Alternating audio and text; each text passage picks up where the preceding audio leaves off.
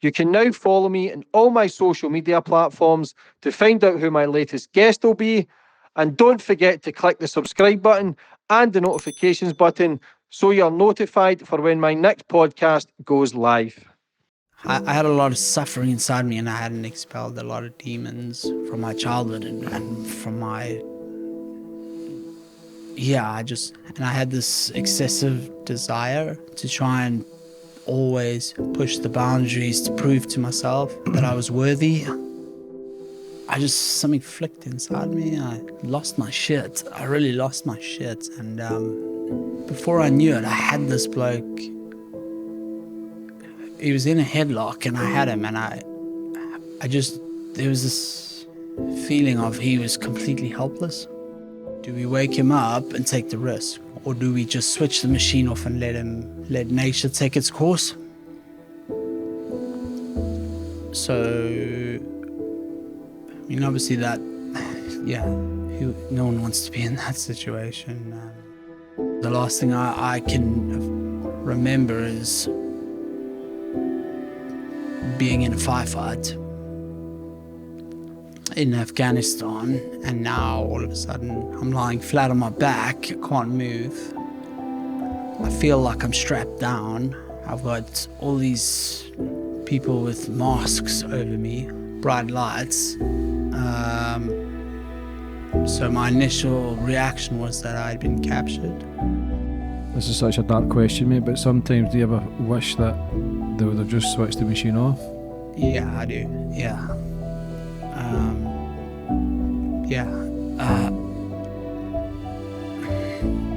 You know what humans are like, from day to day we change our minds all the time. But majority of the time I do think, if I could go back, I'd probably say, yeah, let him go. Because it's not been easy.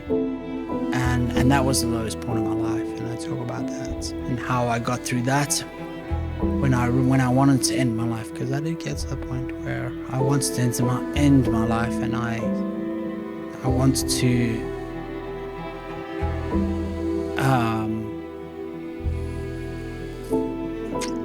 yeah.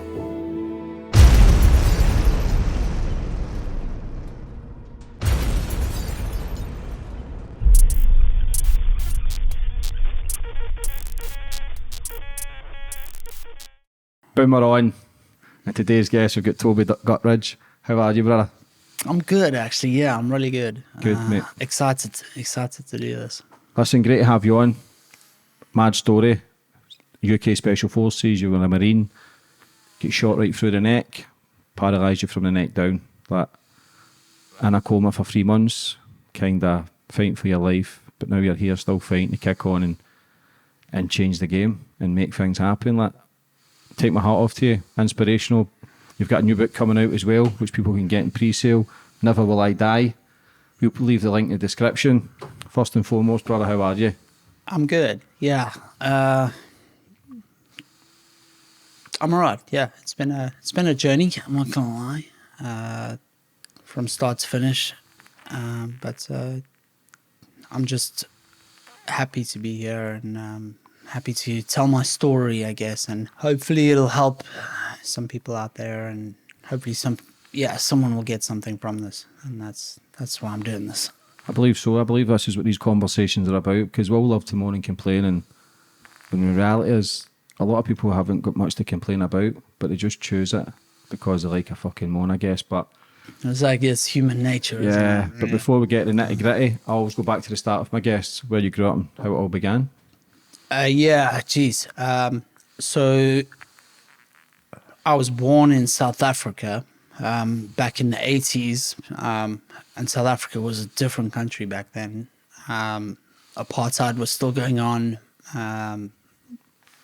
So I was still quite young, so I didn't quite understand it all, but it was a very different dynamic. But South Africa was a tough place to grow up.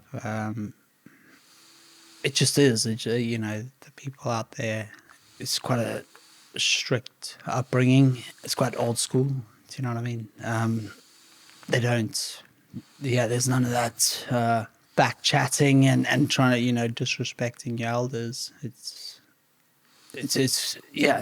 quite a different upbringing to, I would say, to today. But I loved it. I loved it because you also had all the outdoors, loads of sport. It was a good childhood.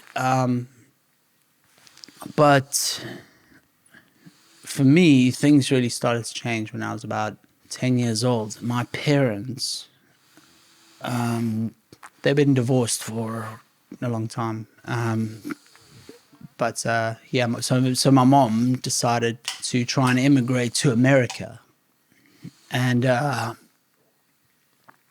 so me and my brother and my two sisters were dragged along with us, and we ended up immigrating to California, where I spent a year going to school there and learning what it's like to be a kid in California.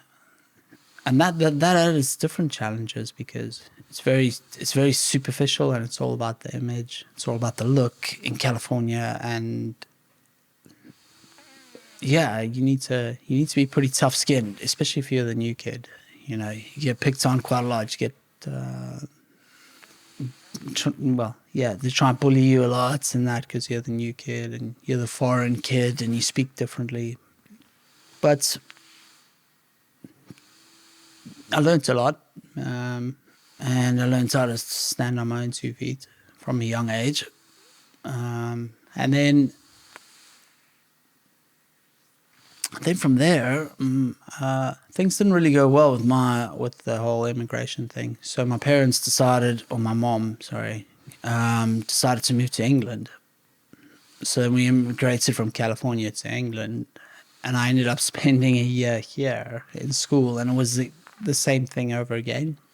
But this time we were pretty worse off because I think things didn't go very well in America. So we came to England thinking we'd make a better life for ourselves, but we didn't have much. So we were on a council estate, and my mom was on benefits. She had 4 kids. And yeah, it was pretty tough. We went to a pretty rough school, and again, I was a new kid and had to put up with that kind of, stand up in front of class. Everyone take the piss out of him, blah, blah, blah. And you just learn to believe in yourself. You learn to just stand up to it. So from a young age, I learned a lot of life skills that I suppose a lot of 12, 13-year-olds don't learn until later on in life. How much does that affect you? Moving around and getting bullied? It messed me up. I'm not going to lie. It really messed me up. Even to this day, I don't like staying in one place for too long. Why is that? And I don't know. Something just ingrained in me that I don't get close to people. I don't like to get close to people. I've always been a bit of a loner. It's had this effect on me that I feel safer in my own company. I feel safer on my own. And if anything goes wrong, it's down to me. And it's a trust thing maybe as well. It's a bit of a trust thing, I really find it hard to trust others. So the problem is then after that, things didn't go well in England. So then I ended up immigrating back to South Africa. So I ended up going back to South Africa, going to a new school again, and having to go through the whole thing again, So I just learned to survive on my own. And throughout this whole process, as a kid, you act up. I started playing up and getting into a lot of trouble as a kid. And then when I got back to South Africa, I was starting to get a bit older now and getting towards my mid-teens. And that's when I just started getting into a lot of trouble. And I mean a lot of trouble with the police. And by this stage, my mom was really, really struggling. She was really struggling. So she started, getting on the beer, on the drink quite a lot, and we were sort of just left to our own devices, and I just didn't have someone, I guess, guiding me through that tough time in my life.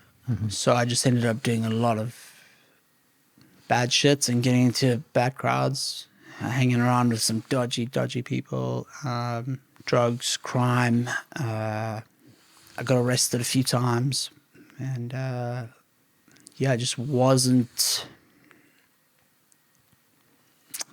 going down a good path,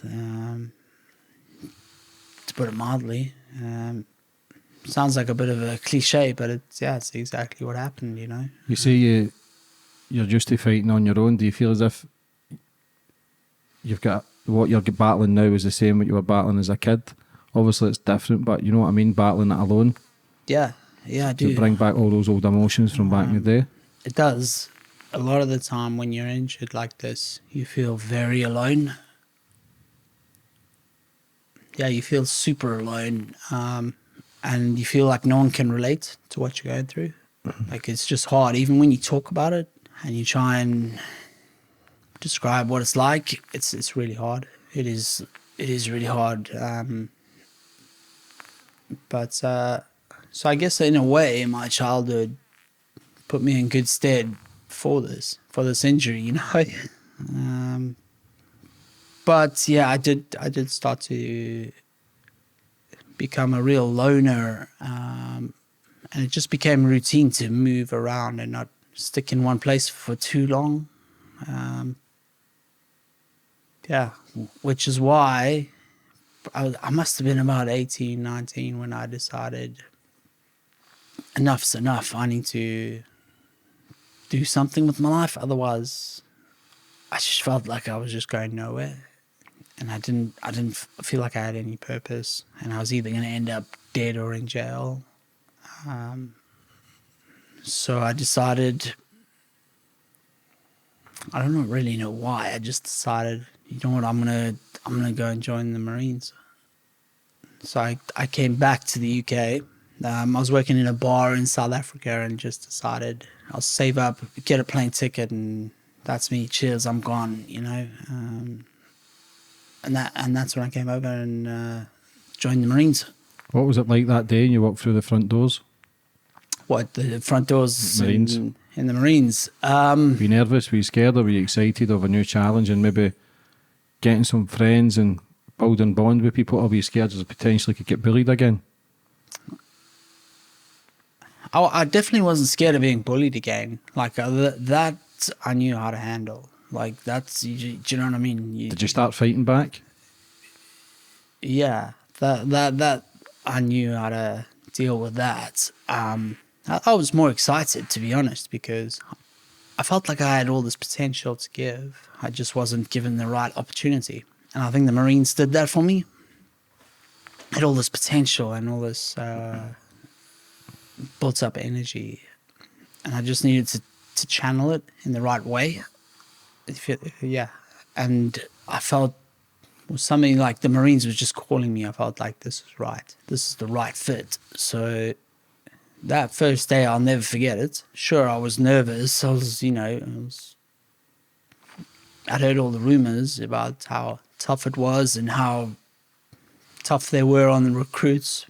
I thought, yeah, okay.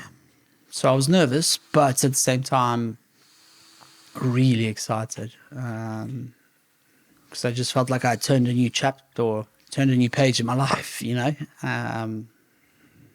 And yeah, my suspicions were right. I actually turned out to be pretty damn good. Yeah, and I actually did really well. I excelled through training. I did really well. Found it tough. It was tough. What was the training like? Yeah, it was brutal. It taught me how to be more of a man, you know. You didn't have anyone to rely on. It was just yourself. And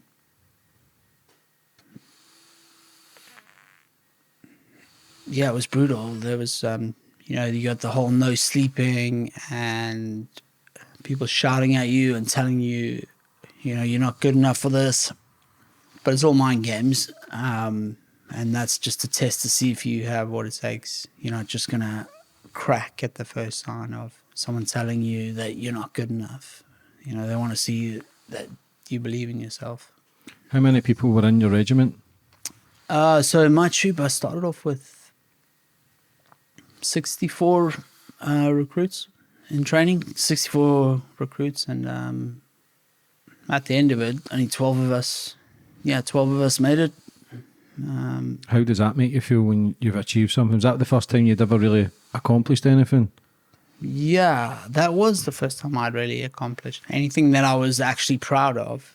Yeah, actually, and I remember it. I was so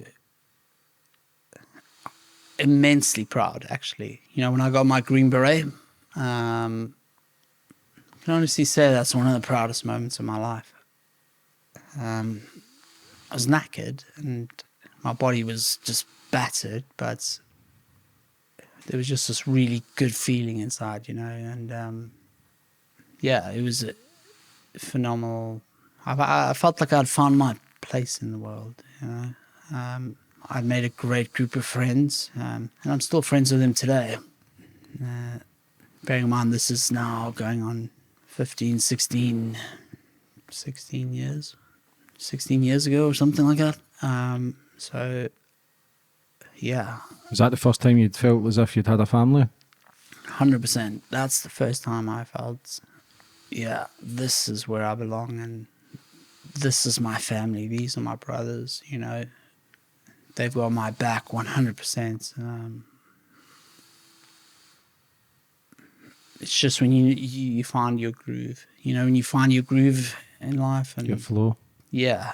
It was a great time in my life, honestly. And then when I got to my first unit and just meeting more guys in the same mindsets and the same sort of character, it was just great. You know, all the things you were into, they were into, and you know, we'd go out and get absolutely smashed on the town and cause trouble and, you know, do all that stuff. As you do when you're a 20-year-old Marine. Yeah, it was a really good time. And then, yeah, I started getting prepped for my first tour of Afghanistan. Because I went to a unit called 40 Commando, which is based in Taunton, and they were getting ready to go straight out to Afghanistan in 2006. So yeah, I was getting ready for that, and I knew that was going to be a big challenge. I really did, but again, I was excited for it. What sort of stuff were you doing there? So it's called pre-deployment training, and it's just getting you really prepped in terms of you get all your kit that's specifically for Afghanistan, and you start doing little exercises and learning what the ground is like out there and how to set up your combat gear, and start practicing patrolling.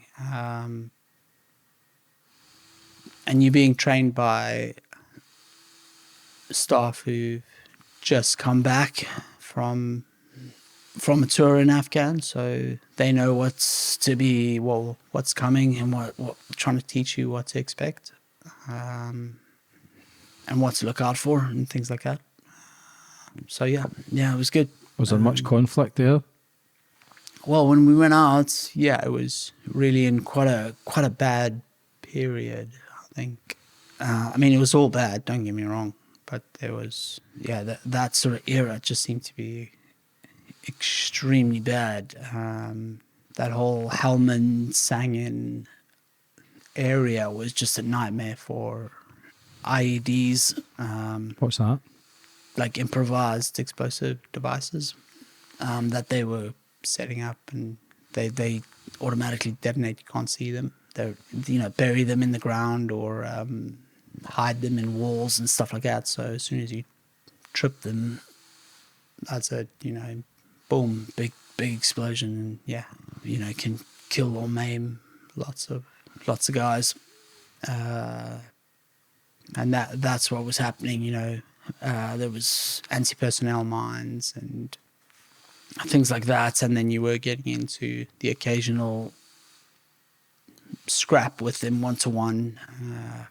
So yeah, it was pretty intense, I'm not gonna lie. And then we were stationed at these forward let me get this right, forward outpost bases, and they just had nothing. They were just 4 compound walls, mud walls, and we were sleeping on the floor half the time, eating 24-hour rations and having to go out on 24-hour patrols. And that just was not only exhausting, but psychologically exhausting, because you just never knew when it was going to come. So a 6-month tour really took it out of you, man. It really took it out of you.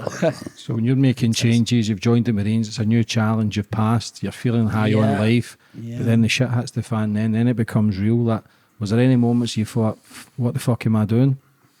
Yeah, or did it still feel right, or did it just feel because you were in battle in your own mind, it felt normal to be in battle outside it also, where you felt sane? That's a good point, actually, James. I didn't think of that. Yeah, I really didn't think of that, because I was struggling as a person, yeah. And then now I was actually fighting. And I think that did, in a way, help. Because I had a lot of pent-up aggression and anger. So it did help in that way. But there was definitely that shit. This is real. This isn't the telly. This isn't watching, you know, movies or whatever. This is you in it now, fighting for your life, you know. And trying to protect your mates ultimately, you know. Yeah. So yeah, there was a lot of that, but there was a few times I remember where I'd come back after we'd been out on patrol, and I'd just have to be alone, and I'd sit there, and you know, it takes a while to come down. Like the adrenaline doesn't just subside. It takes a while for you to process it. You know, it all happens so fast. It takes a while for your mind to catch up. And I'd sit there, and yeah, there were some times where I thought, what the fuck am I doing? This is maybe too much. But that was only half of me. You know, the other half of me was like, yeah, this is what I was born to do. You know, I was born to do this. I'm good at this. And I think I should use this to help other people, you know, try and do something good with this. You know, I'm here for a reason, and yeah, let's make the most of it. And what will be, you know. Yeah. Obviously, when the screams, the shoutings, the dead bodies, like how hard is it when you lose someone who's one of your brothers? Yeah. That's one of the hardest things I've ever had to face. Yeah, it's one of the hardest things I've ever had to face. It almost doesn't seem real. And I don't want to sound cliche or whatever here, but it's that whole 1 minute they're there, next minute they're not. You know, and you kind of start asking yourself, where are they gone? Or how can someone be awake and alive and talking and everything and doing everything, and then the next minute, nothing, just nothing. You know, it's a mind fuck. And death is just, it's not natural, you know.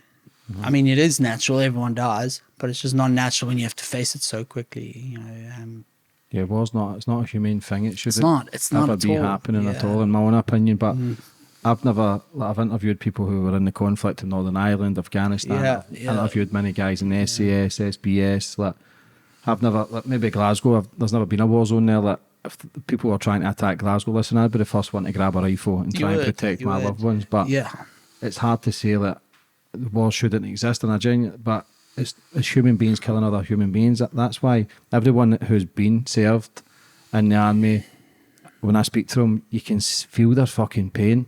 You can see their pain, and they see the battles every day to try and keep on going. I had Big Craig Harrison, the sniper, Like every day he's talking about putting guns in his mouth and trying to kill himself, and he can't do it. But Yeah. it's the noise in here, the conflict and the madness up here. That when did you start to feel it was taking its toll, or did you just block it out? You know, I just blocked it out, and I was quite young, so I don't think I was quite aware of what the damage it was doing, because I was actually very young still. You know, I was still 20. I was only 21. Still a kid. I said, yeah. I didn't know my ass from my elbow. I just thought I was a rock star, if I'm honest. And it was only, after that, after my time in the Marines, when I sort of wanted to advance my career in the military, and wanted to step it up. It was only after that I started to realize the implications of what was going on. And that's when I put myself forward for one of our UK SF special military units. And I was told I was too young and didn't have enough experience. But me being me was like, what? Nah, not having that. Watch me. So I spoke to a couple of guys who were serving in these units, and they were like, yeah, all right, let's see what happens. And I was put forward for it. And I went for it. Yeah, I went for what we call UK SF selection. Yeah, special forces like the elite, the best of the best. It's really like putting it up a notch, you know. And how old were you? 23. Is this to constantly prove to yourself that you can push through the pain? Yeah, it's because of that. I had a lot of suffering inside me, and I hadn't expelled a lot of demons from my childhood and from my... Yeah, I had this excessive desire to try and always push the boundaries to prove to myself that I was worthy. You know, I had this real... To who? I want to say everyone, you know. I just want to say everyone. Everyone who's ever challenged me or thought I wasn't worthwhile or thought I was just a waster or some sort of no good, not going to sort of amount to anything. And even myself, you know, just to prove to myself, I wanted to prove to myself that I could achieve, you know. I really wanted to see where my limits were. I really want to see how far can I take it. Did you feel constant pressure on yourself to Massive try pressure, and do that? So much pressure to the point where I just couldn't sleep. You know, my mind was constantly ticking, going, you know, what's next? What's next? You're not good enough. You got to try harder. You got to try harder. Look at what they're doing. Look how much they've achieved. And it still goes on to this day. I do it all day. Well, most days, you know. I'm always just putting this self-inflicted pressure on myself, which sucks, but I've also achieved a lot from it, so it's kind of a double-edged sword. But yeah, it is exhausting. It's draining.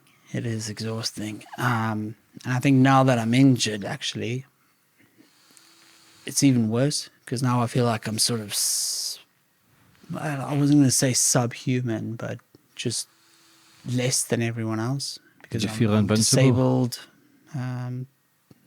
Say that again. Did you feel invincible at some points? Oh, yeah, at the time, yeah. I was 23. I just passed selection, which,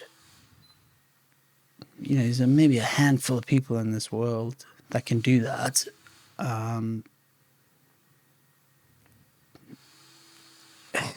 You know, I was on yeah, I was on a really good wage. I was doing a job. I mean, it was all that James Bond stuff. I thought I was, really, yeah, just. I thought I was invincible, and I thought I just thought my life was taking shape and everything was coming together. It really was. I thought everything was coming together, and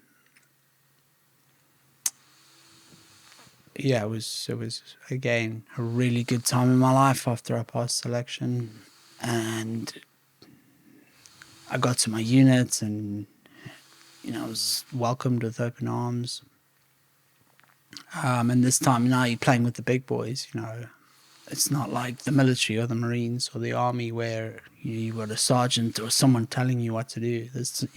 Now it's all responsibilities on you. You have to be an adult and do what's expected of you without someone breathing down your neck and telling you what to do. You have to be a thinking soldier. You have to now really step it up. And I loved it. Yeah. Was that one of the attractions to getting special missions and, like you say, the James Bond kind of feel that you're accomplishing something in life, you're doing the darkest and maddest stuff where you feel that you're battling your demons, especially trying to battle with the young kid probably that's inside you battling every day with those bullying thoughts. Years later, 20 years later, 30 years later, you're still battling those same thoughts where you were from a kid. So when you're doing that James Bond stuff and fucking firing guns and blowing up things, and has that become an adrenaline rush where it takes you away from the pain of being a kid? Yeah. Just blocks it out? It blocks it out completely. You can focus on everything else, but, the trauma and the upset feelings inside that I was dealing with. I was trying to, obviously on some level, dealing with it, but I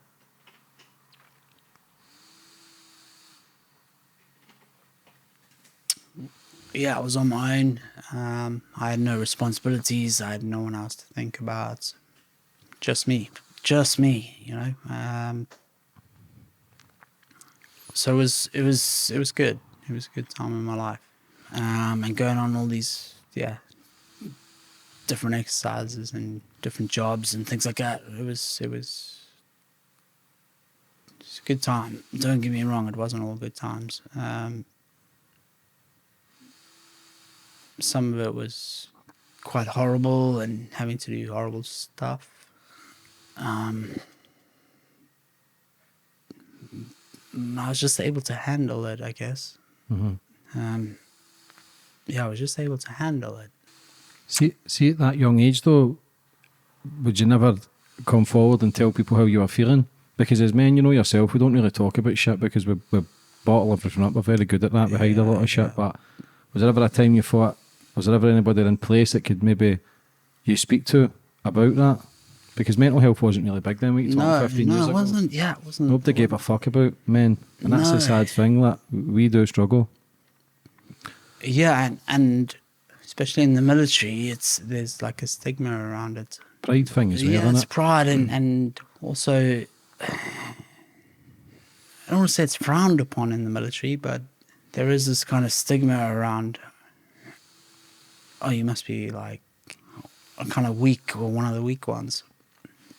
So that's why people keep it to themselves. And growing up in South Africa, there's also a lot of that culture as well of, you got to be tough. You got to be mentally tough, and all this male macho bravado culture attitude. So, I was going through that.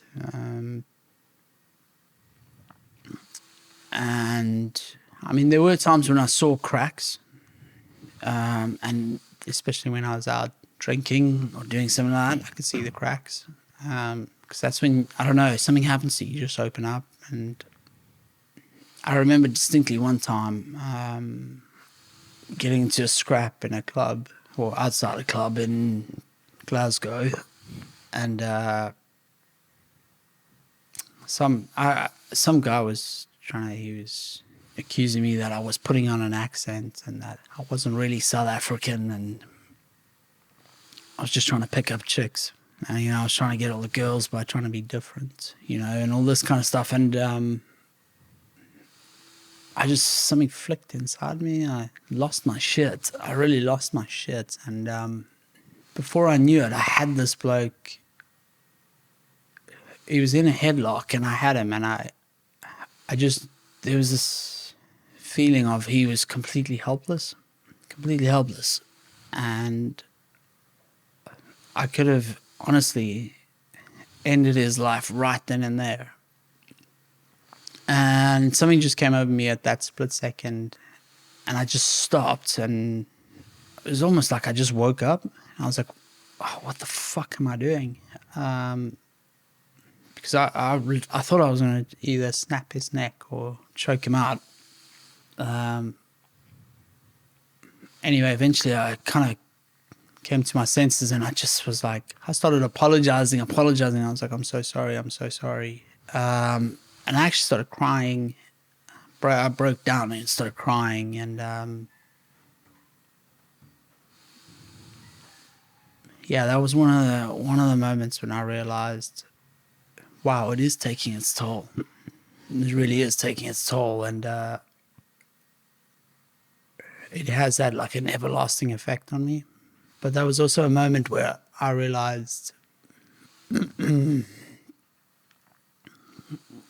things have happened in my life, and I've seen things in that I can't take back.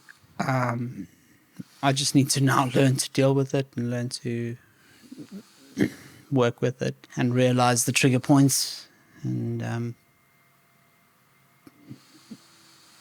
try and understand it, mental health and what it's done to me. So yeah, and this is all before my injury, So it just gets worse and worse as it goes on. But yeah. What was the training like for the Special Forces to get selected? It's grueling, yeah. It's it's designed to be tough. It is tough. They put you through your paces, and they want to see all aspects of what you got. They want to see that your discipline is very good. They want to see that you can act under extreme pressure. They want to see you've got the physical ability, and that you can think under quite strenuous circumstances. So there was a lot going on there, and they put you through your paces, and they know what they're doing, and they'll pick up if you're not ready or if you're not suited. But I was, yeah, and I got through it. So I was I don't want to say lucky, because I worked hard and I trained hard for it. So it was a good experience, and it taught me a lot. Yeah. How many started that, and how many finished? Let me see. I probably couldn't give you an exact figure, but it was quite a lot. I'd say it was over on my course, probably close to 200 blokes, and by the end of it, there was about less than 10 of us. What makes that? What makes somebody to become elite? What's that ingredient? That one ingredient? Obviously, never quit. But I actually believe the Scottish have got a high percentage of passing. Yeah, it's loads. I think it's the highest actually. Yeah, I think loads. we're a little fucking loopy. I love it though. That's why. But what do you think is the special ingredient that somebody can go elite, where to take it to another level of trying to be the best? But for 200 to start and then only under 10 to finish, like, it just shows you the high percentage of people who do quit. But what do you think is that ingredient that makes you different from the rest? I think there's not one ingredient, and this is why UKSF is really good, is because you need to have a few ingredients and then put them all together. But I mean, the main one is, I think you've got to have a bit of grit. You know, you've got to have a real toughness about you that no matter how bad it gets or how tough it gets, you're just going to keep pushing and pushing. Yeah, it's a real grit and determination. How many So a lot of the stuff you can learn, Yeah. you How know, many along the weeks way. does it last?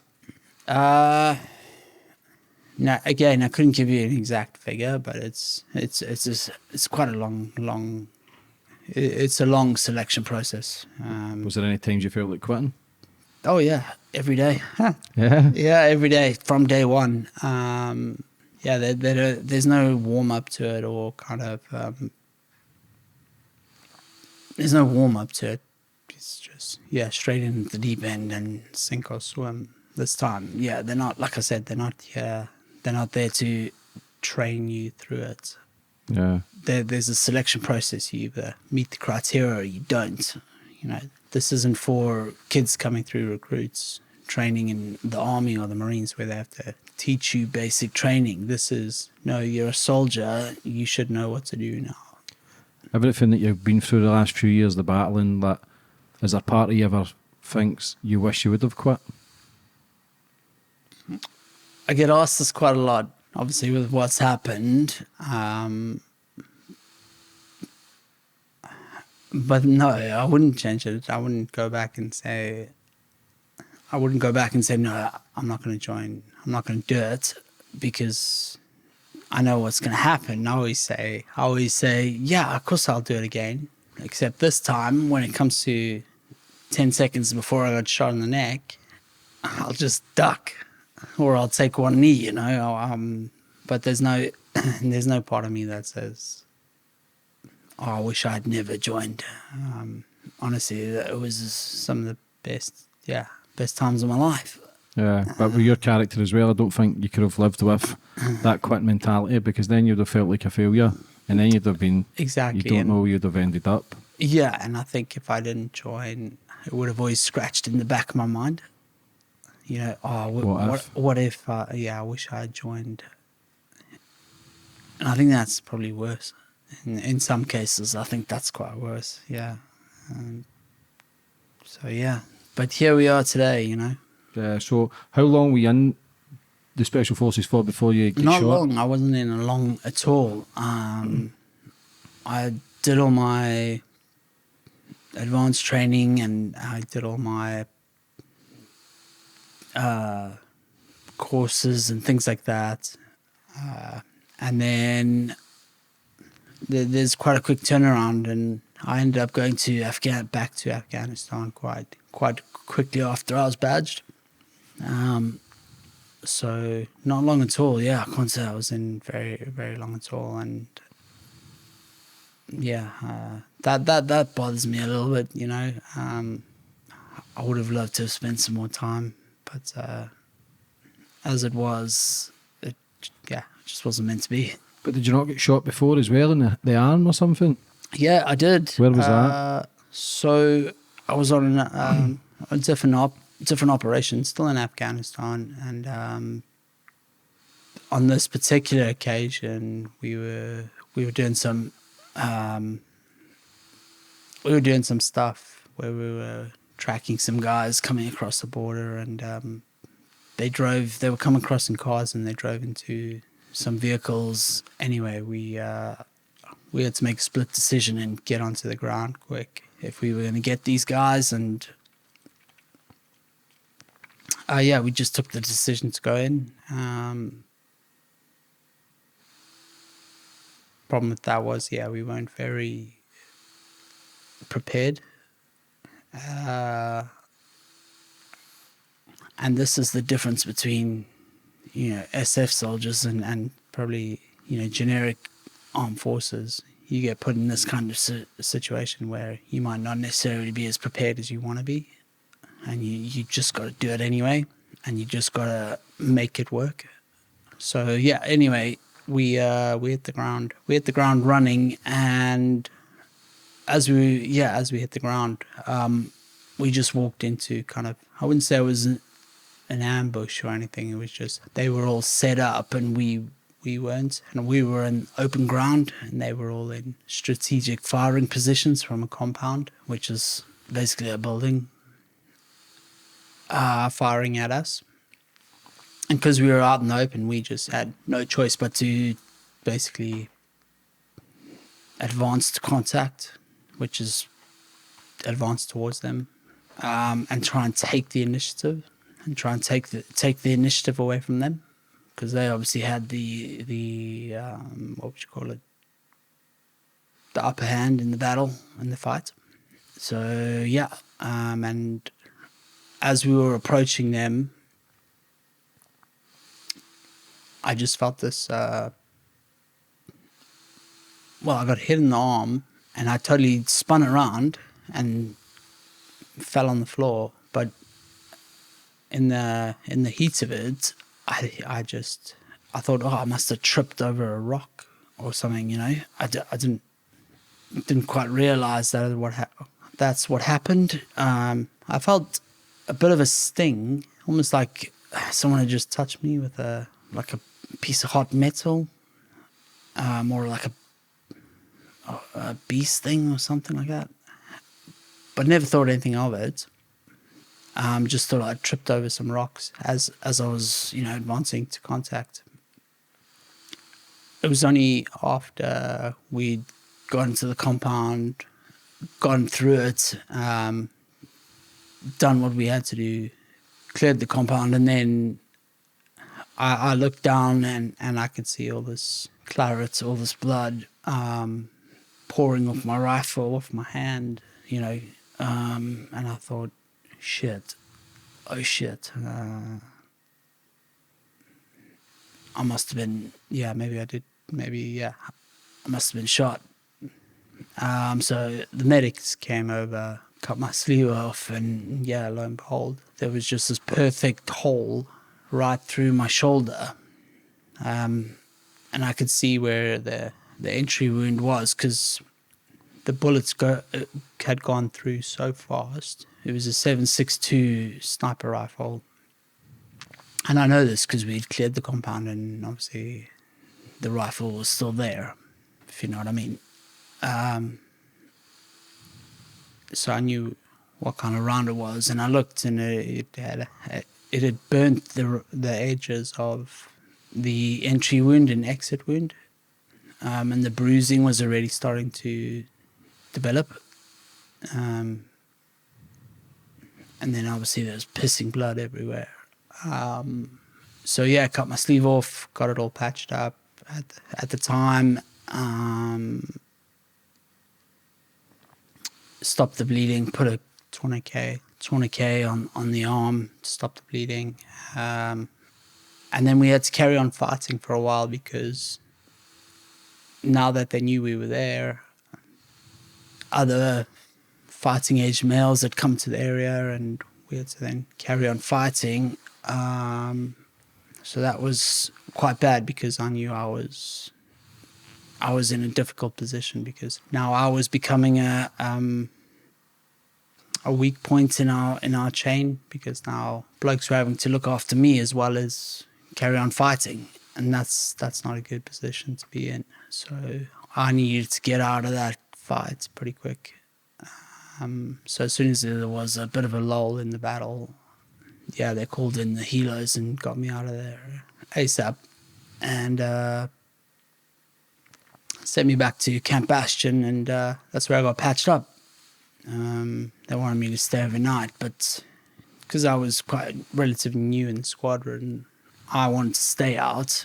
So I went straight back to where we were camped, and met up with my squadron that night, which was probably in hindsight a stupid thing to do, because they they were told, Tobes, you need to go and get some rest and have some downtime. And they were like, go back to the UK, sort your shit out, make sure your head's okay, and then come back out. Although knowing me, I was like, hell no. I'm good to go. You know, I'll be fine. But little did I know I was going to get shot in the neck on another op a few weeks later, through the neck, which shattered my spinal cord and left me paralyzed for life, breathing on a machine. So see, when you get shot there, could you have discharged yourself out of the full thing? Or because you've got that fight in you and constant battle, did you feel as if you earned like some stripes, like you felt like, do you know what, I'm going to show how tough I am, being shot and then straight out fighting again the next day? No, not at all. No. What it was because I was still relatively new in the squadron and I had all these experienced guys, I thought, I can't show any weakness. I don't want to show any weakness. I don't want to go, you know, oh yeah, I'll go home and get some R&R and some downtime and I don't know, I just thought that would look bad, I guess.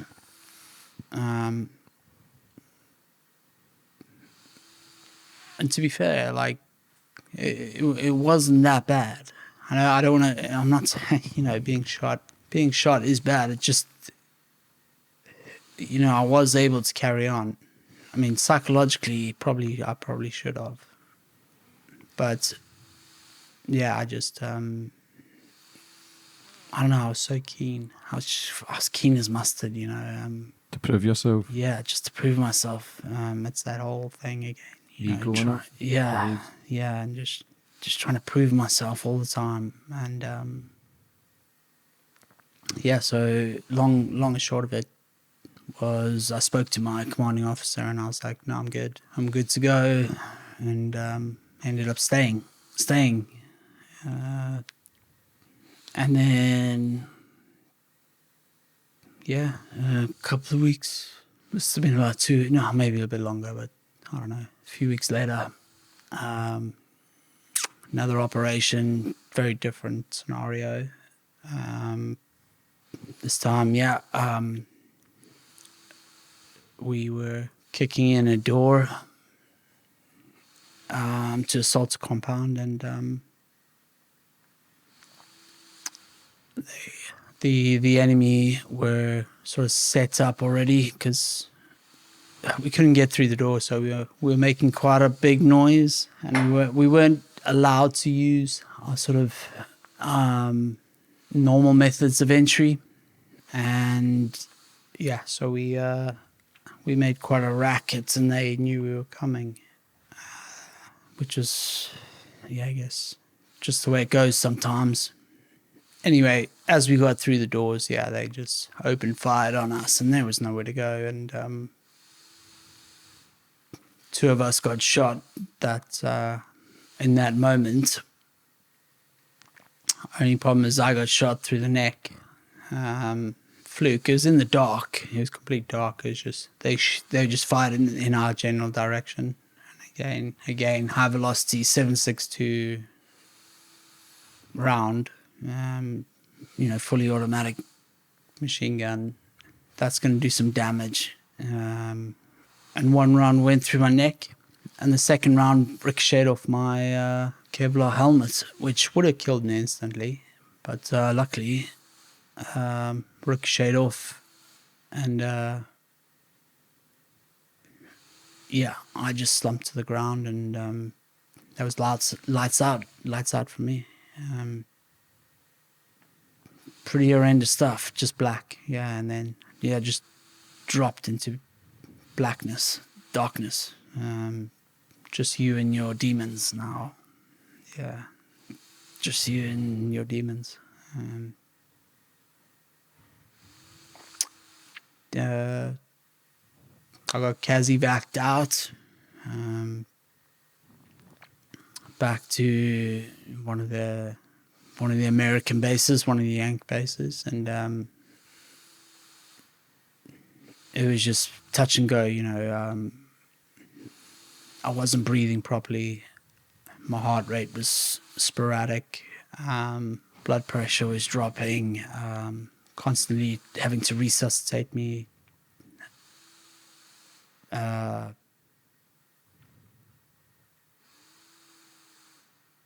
Yeah, and then they put me into an induced coma. And I woke up about 4 months later in Birmingham Neuro RTU or ICU in Birmingham.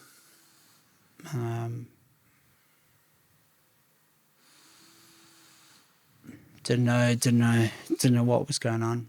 Obviously, a cocktail of drugs going through me. And I resorted back to my training because the last thing I can remember is being in a firefight in Afghanistan, and now all of a sudden I'm lying flat on my back, I can't move. I feel like I'm strapped down. I've got all these people with masks over me, bright lights. So my initial reaction was that I'd been captured.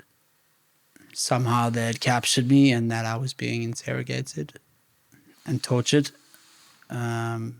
with drugs. They pump you full of drugs to try and make you talk and confuse you.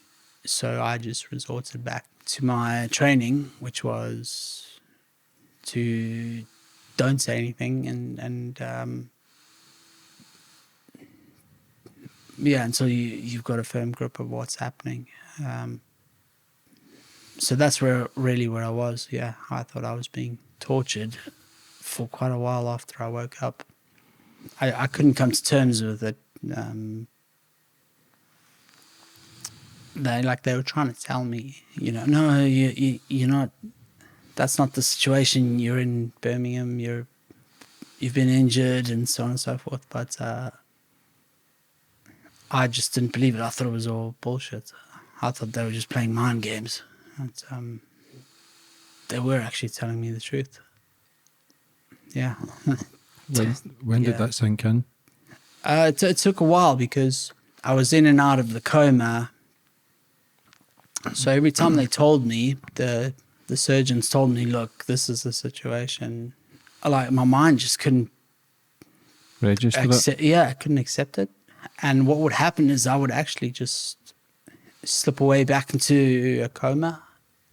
I would. My pupils would just dilate, and I'd be gone. I'd be back into a coma, and then when I'd come to again, they'd have to then tell me again. So I was almost reliving it every time, and every time I just couldn't accept it. And then eventually they got one of my senior ranking officers to come in and tell me, this is the situation. You need to stand down, Toby, and this is what's happened. And because he was a familiar face, then it started to sink in. That was the first time I went. I was like, oh, fuck. Yeah, that's probably the worst day of my life. Yeah.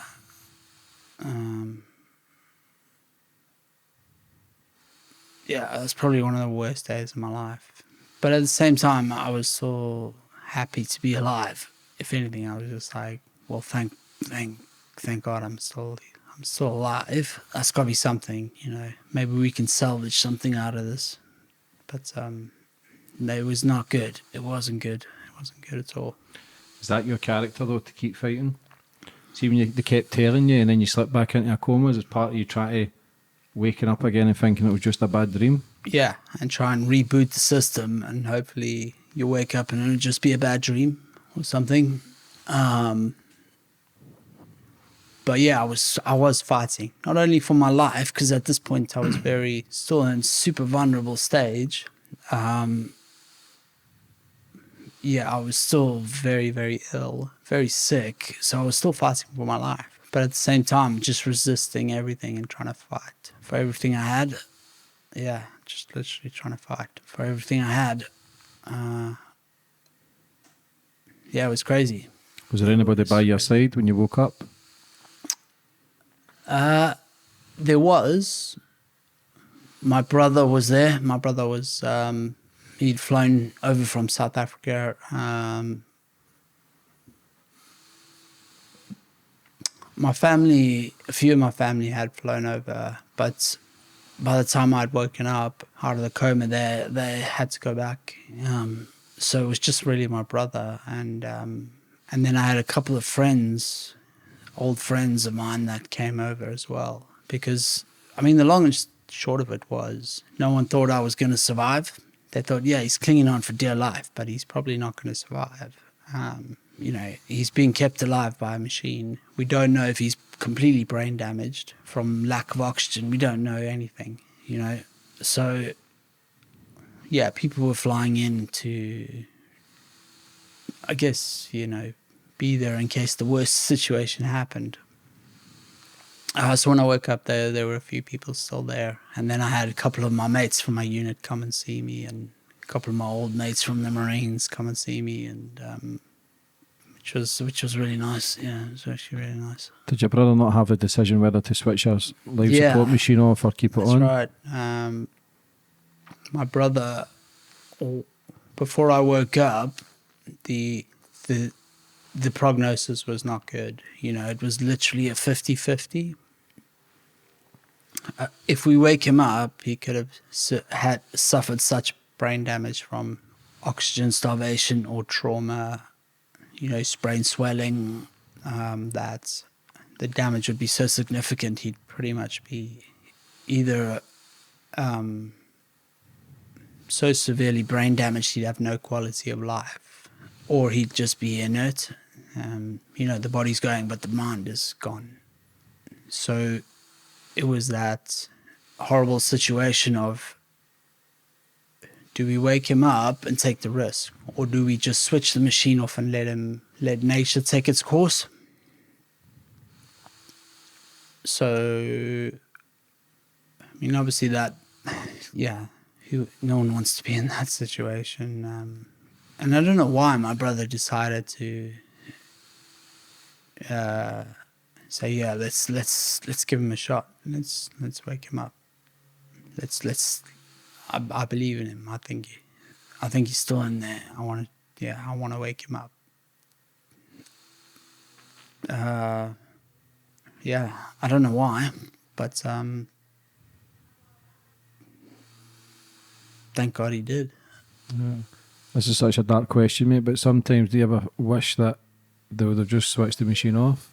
Yeah, I do. Yeah. Yeah. You know what humans are like. You know, from day to day, we change our minds all the time. But majority of the time, I do think, you know, if I could go back, I'd probably say, yeah, let him go. Let him go. Because it's not been easy. It's not been easy, and it doesn't get. Okay, maybe it does get easier, but it's still uphill all the way. You know, it's tough. So yeah, I think if I could, I would say it's okay. It's okay. I'm good. I'm happy. I at that point in my life, I had achieved all the things I wanted to achieve. So I was pretty content, and I think looking back, yeah, I probably would have said, yeah, just let him go, you know. Yeah, because maybe it's a bit harsh to say that, I guess, because I would have left a lot of people behind. And it would have caused a lot of pain for a lot of other people. So it's a really tough question. It's a tough question. How much does it play in your mind when you get shot in the arm, shot in the shoulder? Like, hindsight's a wonderful thing, but how much does it play in your mind when you get shot in the shoulder to thinking, if only I just took that little break? That one sticks with me, I'm not going to lie. that one always comes back to haunt me.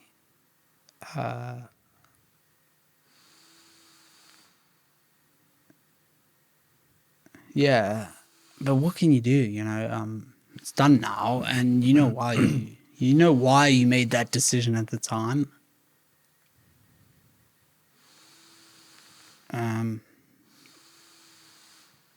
So I try not to think about it. I try not to dwell on it. But yeah, I have dark days where I think about these kind of things, and I think about it a lot. But it doesn't change anything. It just all you're doing is stewing on something that's out of that's Out your control. it's done. It's done.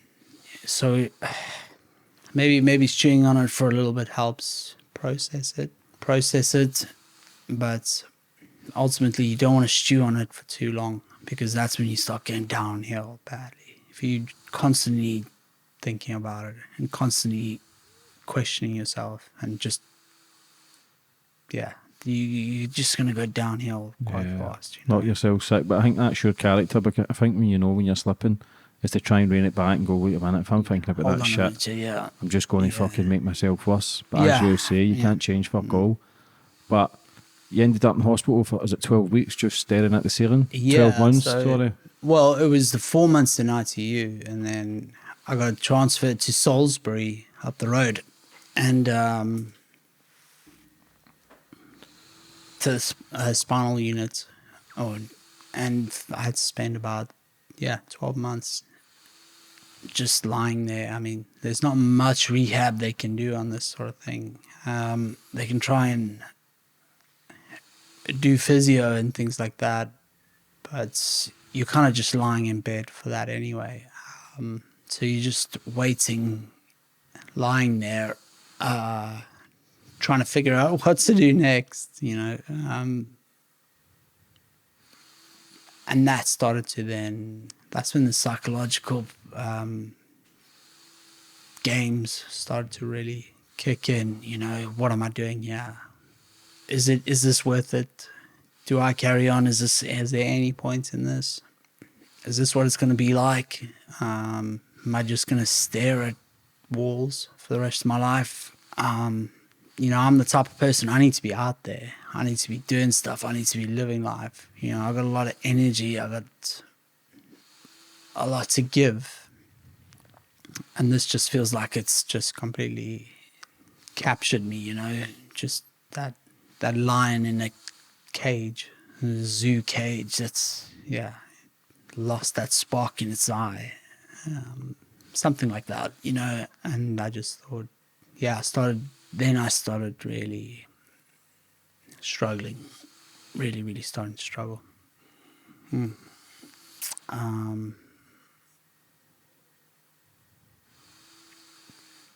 I don't think the hospital were equipped to deal with the psychological side of it. You know, throughout that period, I didn't have any psychological help or anything. It was just wake up, physio, have breakfast, sit up. Now what? You know, try and pass the time. But there should have been somebody there for you to speak to, because the PTSD must have gone fucking wild, like the trauma from being a kid, being shot in the neck, being shot in the arm, that you never ever dealt with either. There was nothing. Do you blame anyone for that? No, I'm not the blaming type. It's just the way it is. It's just the way it was. But that's fucking sad, because there should have been people there. That's another thing. That I do a lot of homeless work back in Glasgow, and the majority of the people on the streets are ex-military. This is people who fought for their country, but yet nobody will fight for them now. So nobody fucking cares. And that's what makes the world even lonelier. Because there is people who genuinely do care, but I just don't think people, as you say, too much pride gets in the way of seeking help or asking for help or trying to make changes. Like, to be lying in a bed and thinking that did you never get offered it from anyone for someone to speak to? Nothing. Not once. Not once was I offered any sort of counselling or therapy. Counselling, therapy, psychological help, just to deal with what I was going through. I mean,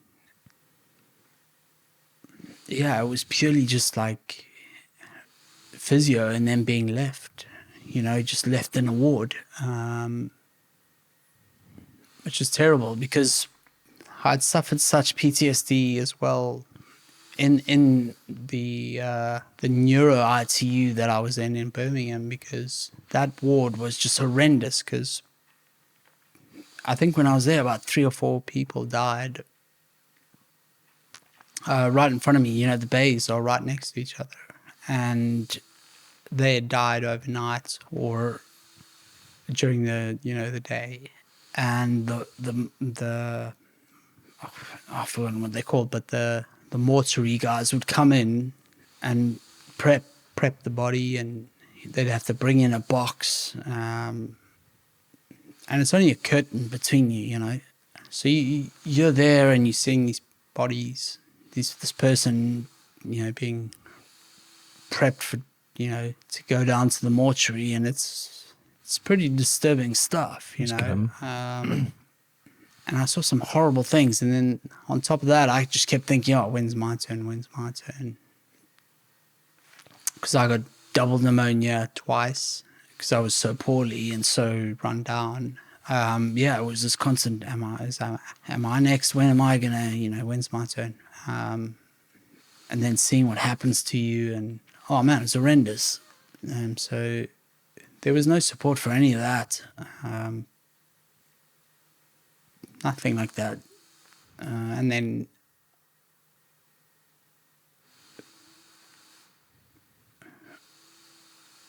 I started losing it. I started losing it quite badly. Just not giving a fuck anymore, just waiting for the day. You can't see the future. You can't see anything. It just looks dark. And scary and enough like, how do I get out of this? So it was pretty scary stuff. See, when you're sleeping and stuff, do you get phantom pains or anything? Like, sometimes you hear people tell their story and they've got no arms or no legs, and their legs feel itchy or their arms feel itchy, like that you get dreams where you're pains, or do you get dreams like you're still running? Like, has that ever happened? I always dream I'm not paralyzed. How does that make you feel when you wake up? Reliving the whole thing all over again. You never had a dream? You've had a dream where you think, it's real. It feels so real. And I'm running around and I'm doing shit, and I don't know, whatever the dream is, but I'm never paralyzed.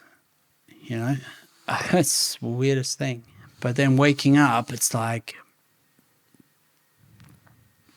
this real, like your stomach just drops, oh no. And then you've got to try and pick yourself up from that. Every day you got to try and pick yourself up and go, here we go again. Okay, another day. And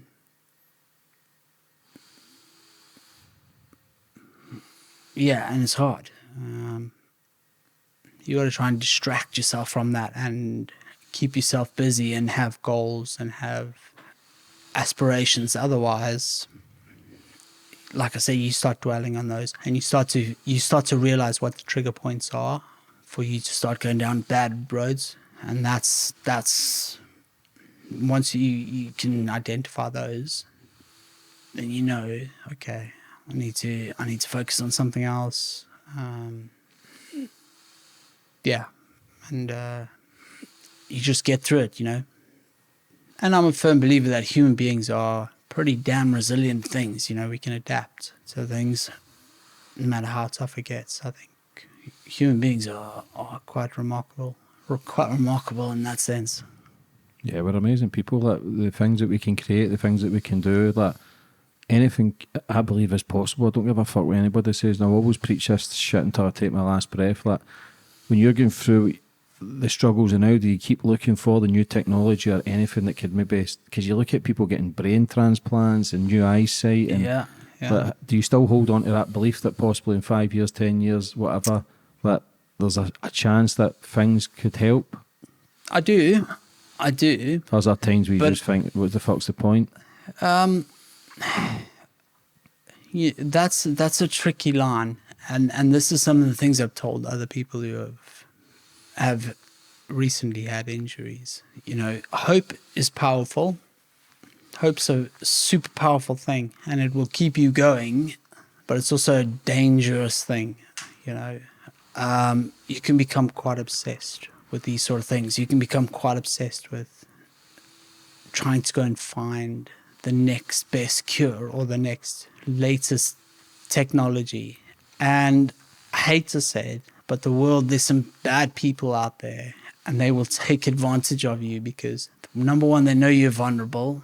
Number two, and I mean vulnerable because they know you're desperate. Who wouldn't be desperate to get fixed? You know, people would do anything. And a lot of people, they get significant payouts, or, you know, they end up with quite a significant amount of backing, and there's people out there that'll take advantage of that. You know, you get cowboy surgeons, you get hoax on,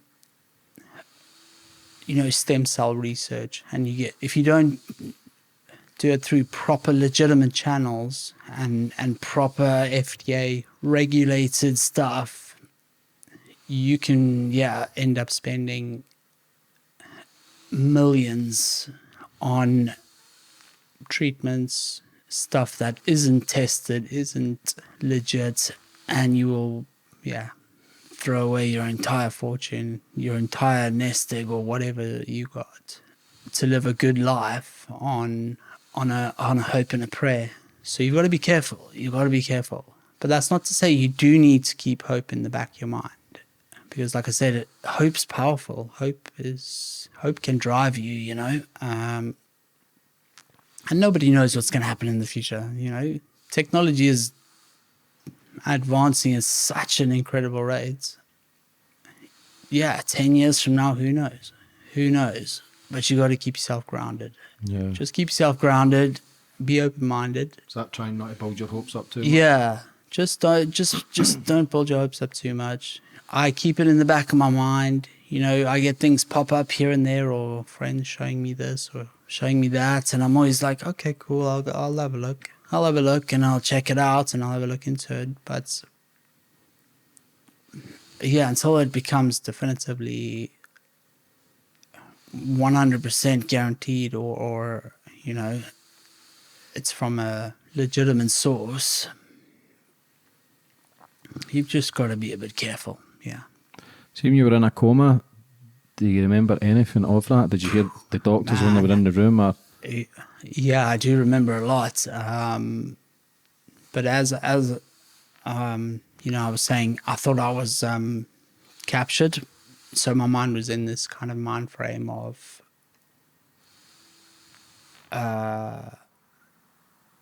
they could be doing anything to me, man. They could be harvesting my organs for all I know. You know what I mean? Or holding me for ransom. Things like this. So I'm just getting these like snippets, these flashbacks of just horrible things, you know. But yeah, you're hearing sounds. You're hearing like certain things are coming through. It's like a radio on a really bad frequency. You know, little things just get through every now and again. But I remember the music. Someone had brought in the radio and was playing music and stuff like that. So there was always this constant music. But you're kind of like going, why is there music playing? You know, it's the most random thing. Or why is this song going through my head? You know, and it's only till afterwards you wake up and someone was like, oh yeah, we had the radio and, you know, stuff like that. And you're like, okay. And number one in the charts was Cheryl Cole or something, you know, and that would put you in a fucking coma. Yeah, exactly. Yeah, you'd be like, oh, man. Keep me sleeping. That is one of the things that was happening. I kept hearing Cheryl Cole. Cheryl Cole's, one of her tracks going over and over and over again in my head, and I was like, for fuck's sake, why am I listening to this crap? Or where is this coming from, you know? And so it's all a very confusing time. But there certainly weren't any bright lights or, you know... Flashes. Nah, there was nothing, you know... I didn't have some sort of premonition or some sort of spiritual moment or anything like that. Nah, nothing like that at all. Just like being in a void. There's black void. And you're just flipping from like memory to being back outside, you know, standing outside your front gates at one of your, you know, where you used to live, back in South Africa and stuff. Because I remember waking up going, oh, was I back? Did someone take me back to South Africa? And they were like, no, mate. No, you didn't go back to South Africa. And I was like, are you sure? Are you sure? Because I could have sworn, you know, stuff like that. And paranoia and things like that. Were you at peace when you were in the coma? Or did you feel as if you were trapped in between kind of two worlds? Or trapped in between two worlds, yes. 100%. Trapped in between two worlds. It didn't feel right. Like, it didn't feel right at all. I was like, something doesn't feel right here. But you don't know what it is or why it is. Nothing makes sense, you know, because you're moving from just one moment to another.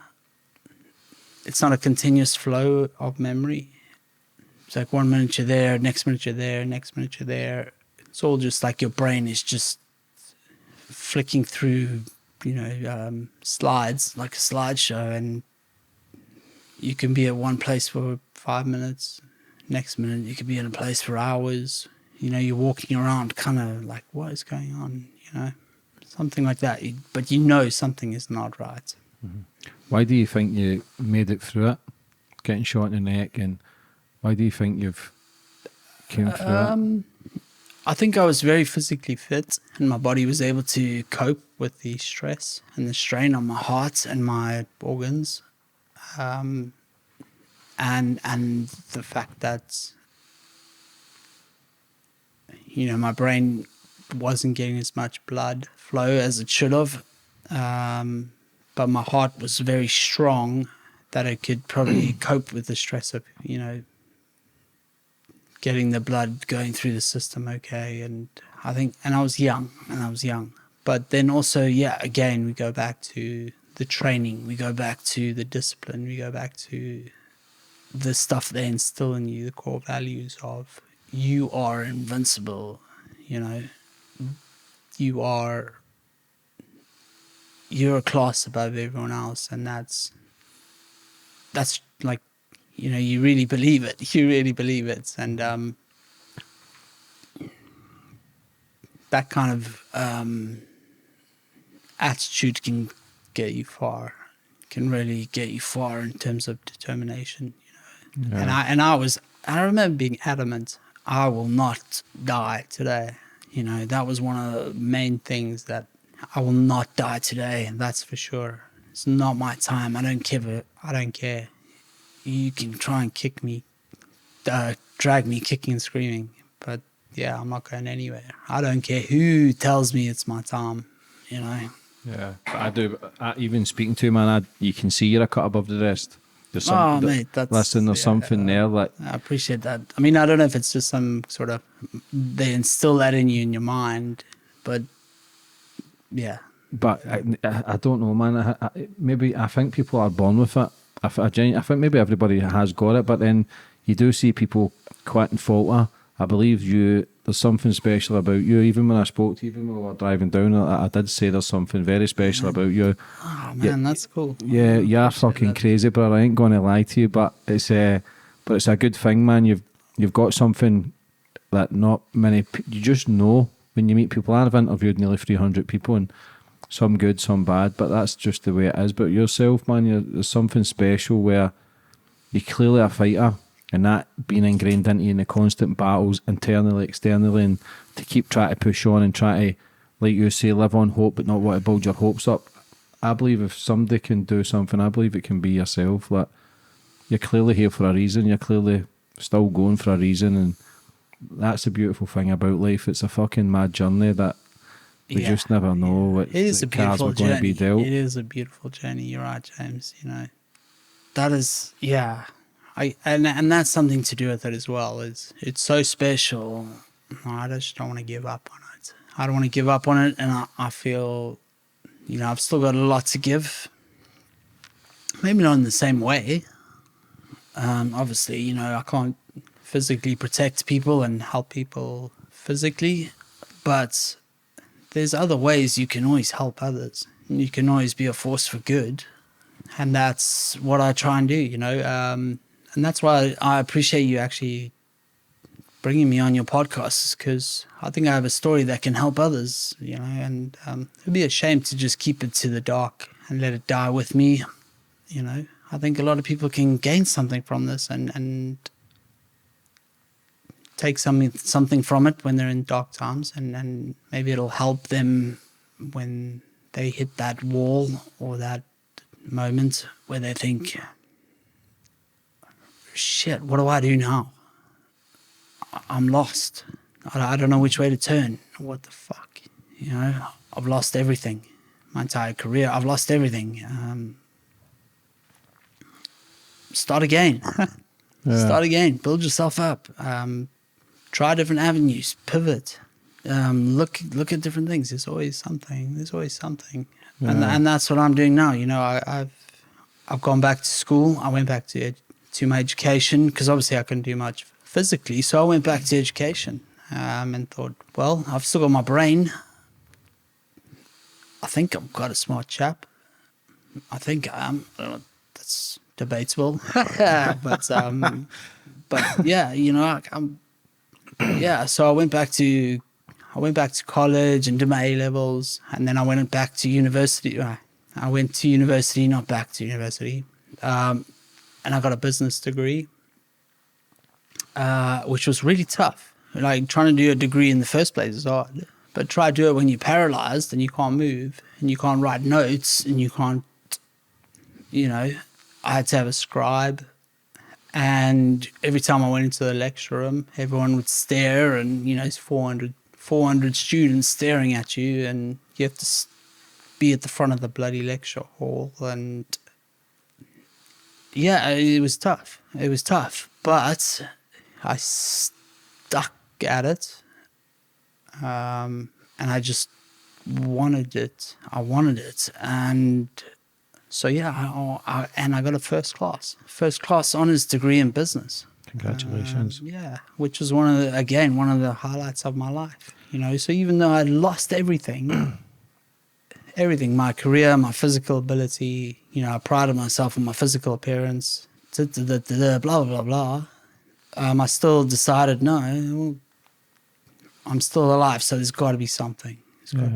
And after I did that, I went and then started my own business. What'd you do?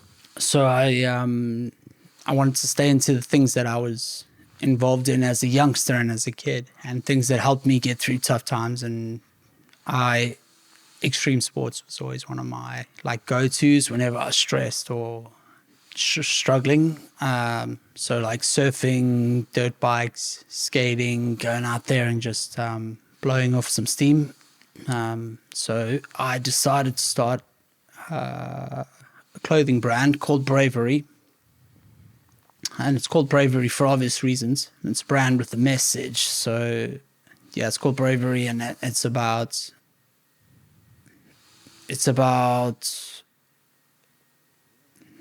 empowering people to go out and face their fears and go and do things they love, appreciate life, and just to get involved, you know.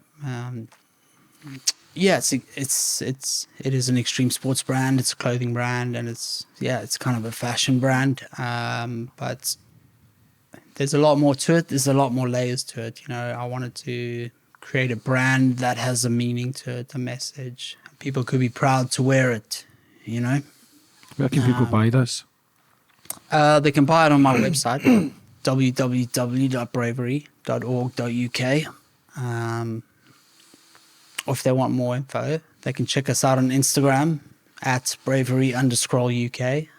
Or we got our Facebook page, Bravery Organization, which is cool. We're always doing updates and it tells which events we're going to be at and what we're doing, what's up and coming, what products we got coming out. But yeah, it's just a really cool brand, and it's there to try and inspire people. And it's about my story and other people's story and just getting people involved. Yeah, but when you say you've lost a lot, you're gaining more as well. Like, to be going through what you went through, going to university, getting degrees, Yeah, that was starting crazy. a clothing brand, writing your book, like, you're fucking doing more than a lot more people out there who's got the ability to do stuff as well. Like, some people think I've got it all together, I'm doing well, I'm flying in life, but I feel sad some days as well. I feel fucking lonely and scared, yeah. but even listening to your story and still pushing on,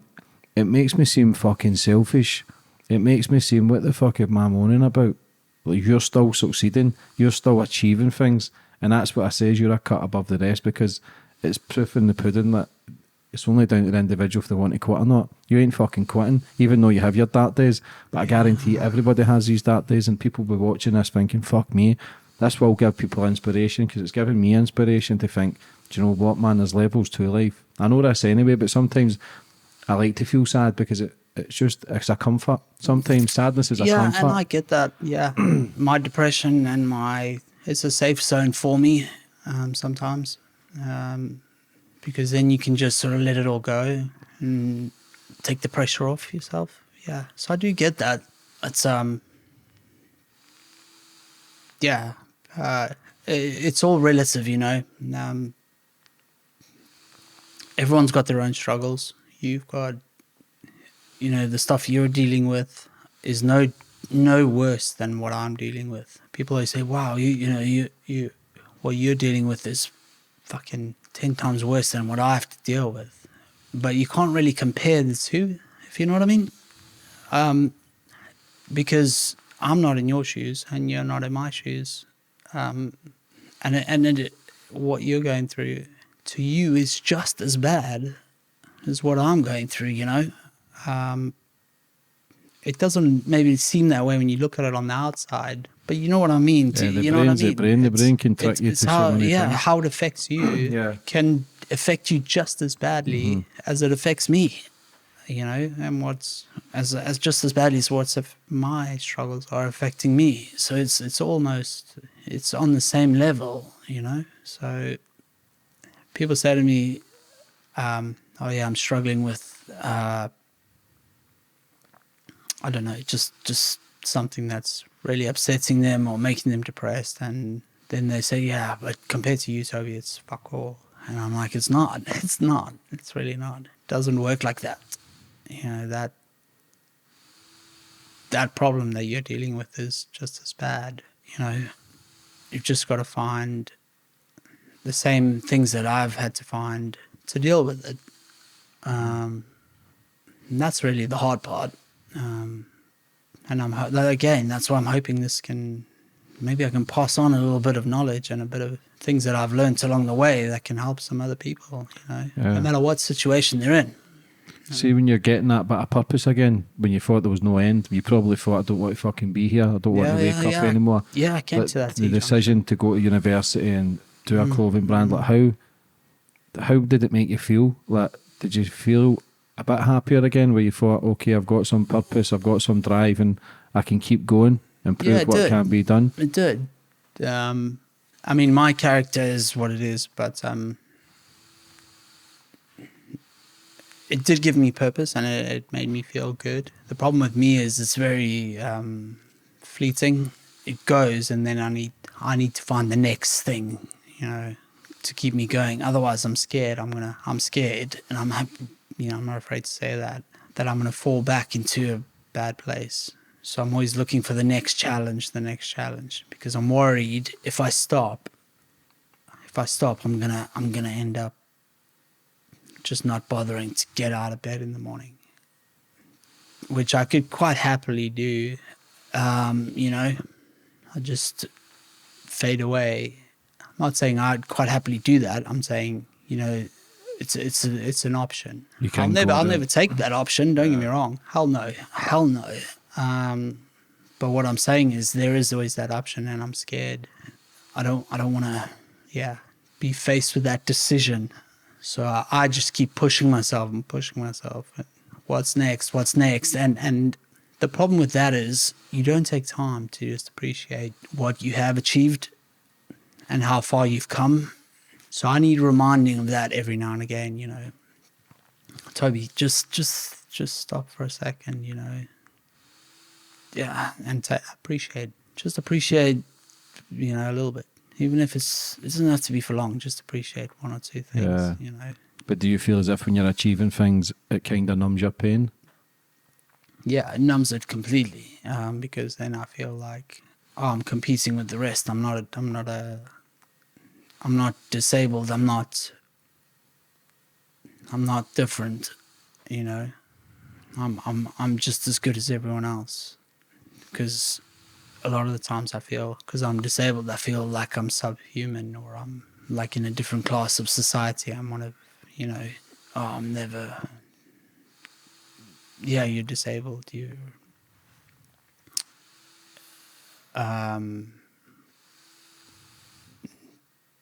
Yeah, you're just different. You know, you're almost you feel not sub. What's the word I'm looking for? Like less of a human being some of the times.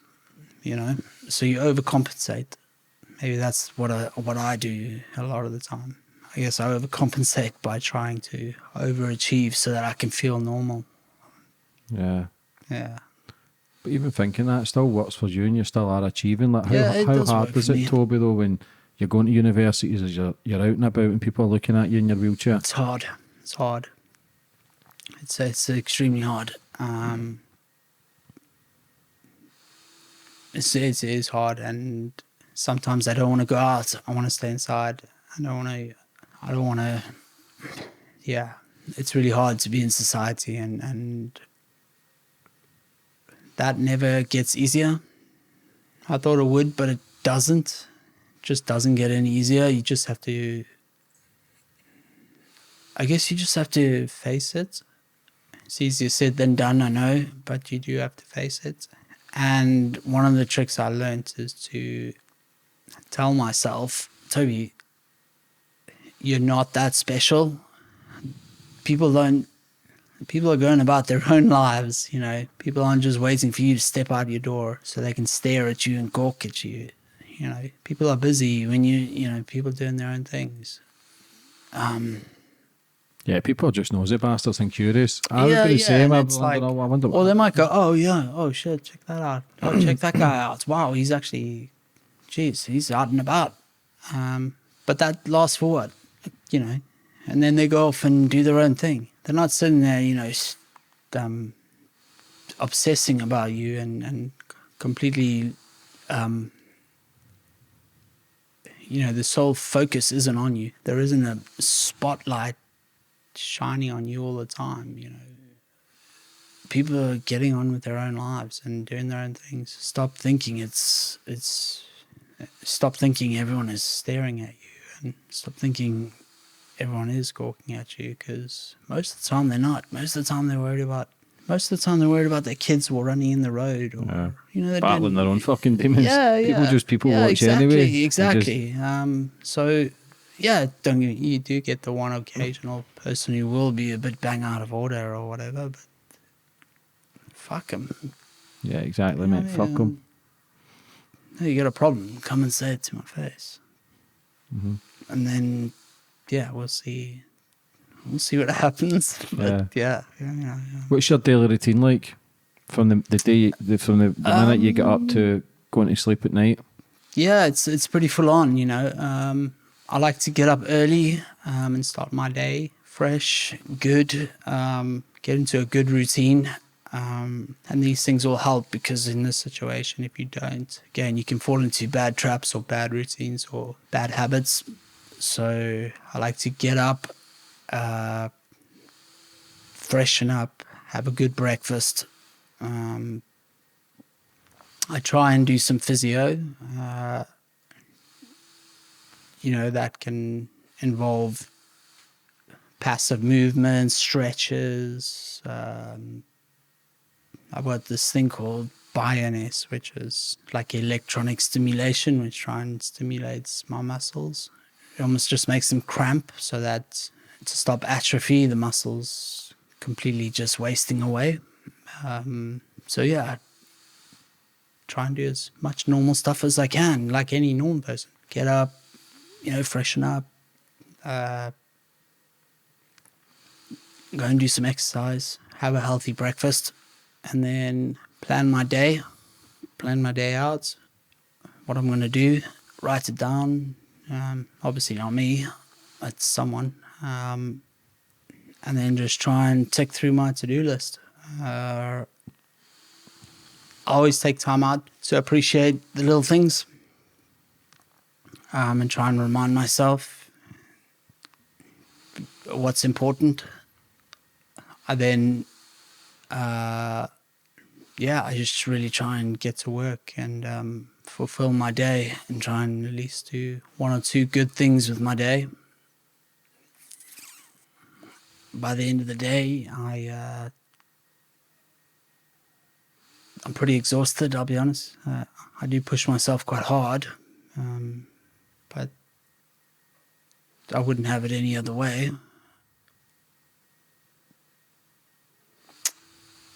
And then I like to spend some time with my partner. She's an amazing woman, and I do need to give her a shout out. She's my partner is maybe she's my fiance. She'd kill me for saying a partner.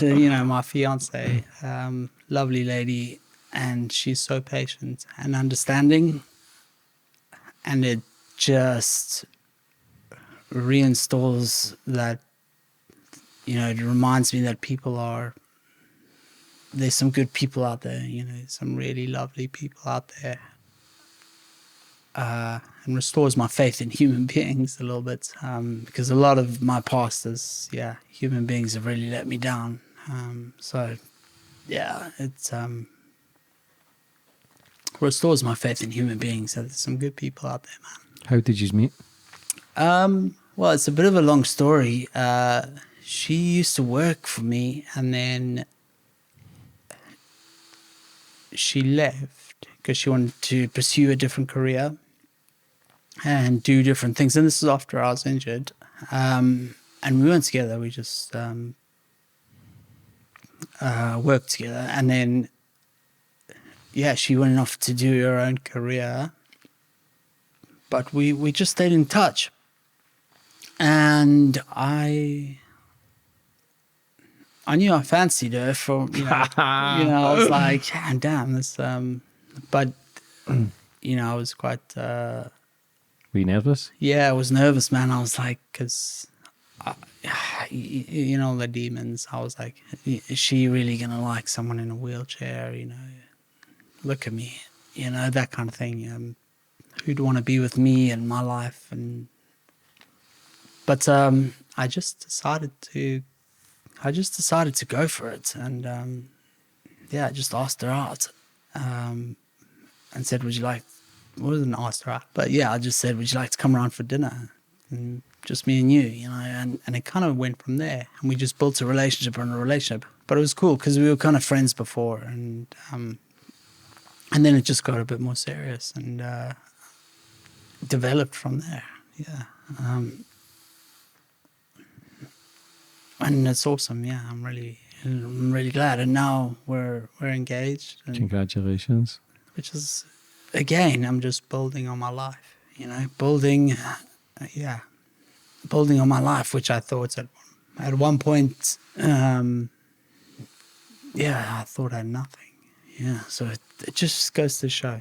It's fucking unbelievable, mate. Honestly, to get a degree, to clothing brands, to books, to then getting a fiance, it's honestly, I'm. There's not many times I'm lost for words, man. But it's so fucking great that what can be done. What can be because done? I can't hold a relationship past 3 months. Do you know what I mean? You're sitting there telling me you've got all these problems and these issues, but you still push through it and still are achieving. To then getting a fiance, to then being in universities and and achieving so much, man. Like, it's fucking unbelievable. And for people watching this, man, like, this will give a lot of people a kick up the arse that they need, and just go, do you know what, man? Like, things can be done just by the right changing that mindset. Listen, it's not easy, but it can be done. Pushing through that pain barrier, pushing through that self-doubt and negativity, and just keep pushing through, and just one more day staying on the path, and eventually you get your goals, and then when you achieve those goals, you just go for bigger ones. See, you've got it right. Yeah, exactly. You've just summed it up, really nicely. Everything I've just said, you've quite nicely summed it up. And obviously you've got it right. You must do. I know everyone's got their problems, but yeah, even by doing a podcast and telling people stories, I think that's awesome. I think what you do is awesome. You're putting a platform out there that people can tell their stories. So what you're doing it's a good thing. It's a good thing, man. So, yeah. But self-doubt's a mad thing, because you just think, what the fuck, but it's all bullshit, it's fake. You start criticising yourself, and then you think, and then you go, wait a minute, man, like, remember where you started, remember what you're doing now, like, stop with the fucking negativity, stop with it. It's like self-loathing, like feeling sorry for yourself, and just try to make yourself feel a bit better. But again, your prime example, what can be done. Like, where do you go from here then? What's the plans for the future? For me, well, I mean, I really want to build on this brand. I think there's not many brands out there. Bravery is different. So I'd like to continue on with that. But I've got some sneaky things in the pipeline. Good. I like to learn. I like to push myself. So yeah, I might go back to education, try and learn something new, something different. So that's really where I am. And then from here, I'd like to just spend more time with the people I love. I think that's important. That's important. But other than that, I'm just cracking on each day, and we'll see what's around the corner. Yeah, I honestly don't know, which is quite exciting, to be fair. If you think about it like that, you never know what's around the corner. Yeah, that's the beautiful thing about life. It's a little painful journey that we just never know. Yeah, you never know. You never know where things are going to go. Mm-hmm. In your book, Never Will I Die, how was it writing this? How was it putting this together? Writing that book was actually quite a journey in itself. I had some highs and lows in that one. There were some emotional points in there about friends of mine who have died. And there's some really low points that I didn't really want to revisit. I ended up, because I didn't get a lot of help when I was first in jail. I talk about it in the book. I ended up at a hospital for people with these sort of, severe depression and things like that. And that was the lowest point of my life. And I talk about that and how I got through that when I wanted to end my life, because I did get to the point where I wanted to end my life, and I wanted to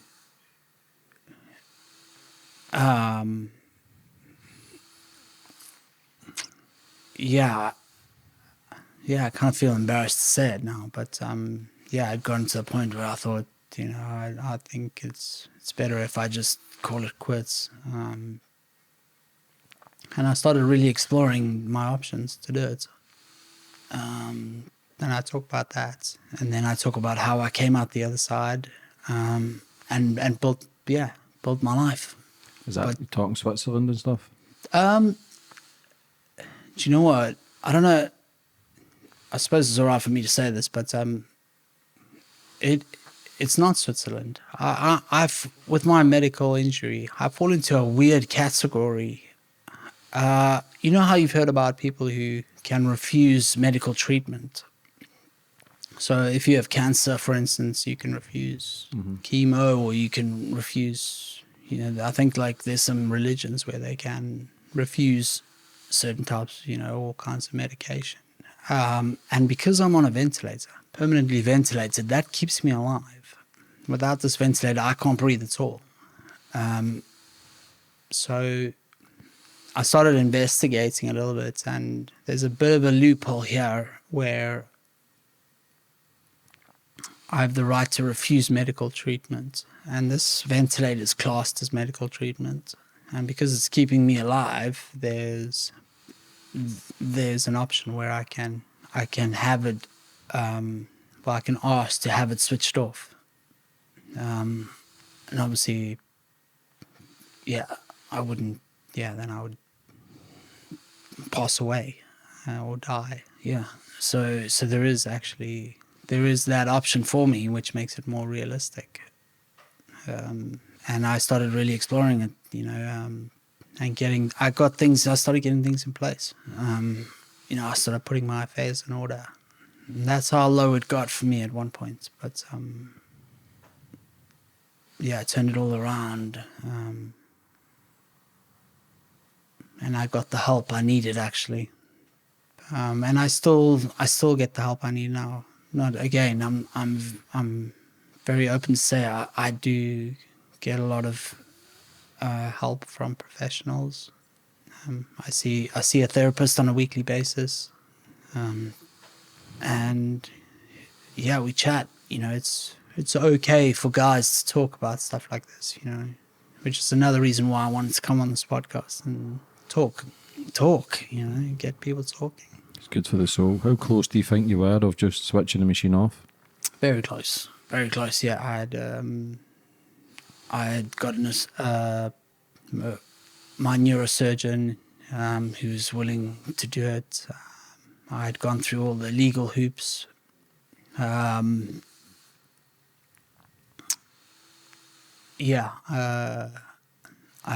got all the psychiatric reports to say that I wasn't depressed or clinically insane or clinically not in the right frame of mind. So everything was in order. All I had to do was basically say the word. What stopped you?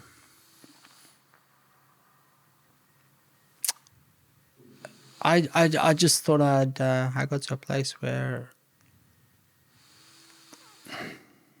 do you know what it was? It was my psychiatrist at the time just said, Tobes, I want you to do me one favor. Just write down 3 things that you think define you and that you think you can offer the world, and just write them on a big piece of paper. And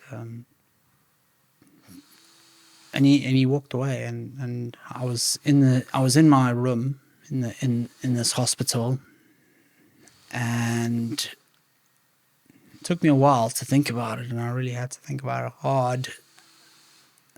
And once I had figured it out, and I didn't write them down. I got someone to write them down on a big A1 piece of paper, and I just stared at them for hours and hours and hours. I realized it just started dawning on me slowly that I do have something to give,